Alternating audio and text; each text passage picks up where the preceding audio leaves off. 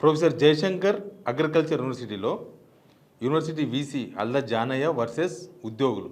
ఇది అక్కడ జరుగుతున్న రాజకీయం. ఎందుకు రాజకీయం అంటున్నానంటే ఉద్యోగులు, ప్రొఫెసర్సు అందరూ అల్దాఫ్ జానయ్యను వ్యతిరేకిస్తున్నారు. ఎందుకు వ్యతిరేకిస్తున్నారంటే ఆయన తీసుకునే నిర్ణయాలు నిరంకుశంగా ఉన్నాయంట.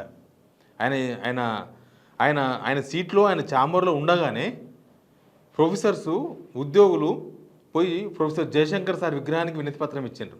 ఎందుకంటే ఈయనకు చెప్పి వేస్టు అని. ఈయన మీద ఈయనకి చెప్పడం వేస్టు, ఈయన తీసుకోడు, ఆయన అపాయింట్మెంట్ కూడా ఇస్తలేడంట. ఒక వీసీ ప్రొఫెసర్స్కి, ఉద్యోగులకు కనీసం అపాయింట్మెంట్ కూడా లేదంట.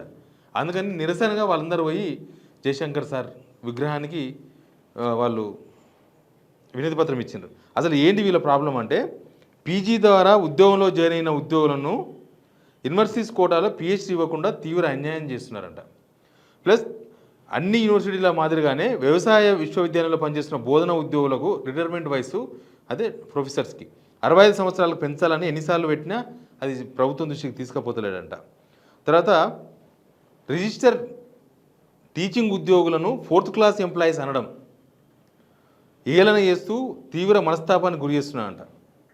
దీంతోన వాళ్ళందరూ పోయి ఒక 13 మందికి మెమోలు జారీ చేసినట్ట. ప్రొఫెసర్స్కి, బోధనా ఉద్యోగస్తులకి 13 మందికి మెమోలు జారీ చేసి ఇంకొక 26 ఎంక్వైరీ కమిటీకి హాజరు కావాలని ఆదేశాలు జారీ చేసినట్ట. ఈ యూనివర్సిటీ యాజమాన్య నిరంకుశ వైఖరి నిరసిస్తూ తెలంగాణ రాష్ట్ర వ్యాప్తంగా ఉన్న టీచింగ్, రీసెర్చ్ అంటే రకరకాల యూనివర్సిటీకి సంబంధించిన ఈ పాలిటెక్నిక్ కాలేజీలు ఉంటాయి కదా, పాలెం దగ్గర ఒక యూనివర్సిటీ ఉంటుంది, పాలెం దగ్గర ఒక కాలేజ్ ఉంటుంది, అట్లాంటి మొత్తం టీచింగ్, రీసెర్చ్, ఎక్స్టెన్షన్ ఉద్యోగులందరూ నల్ల బ్యాడ్జీలు ధరించి నిరసన తెలిపారంట.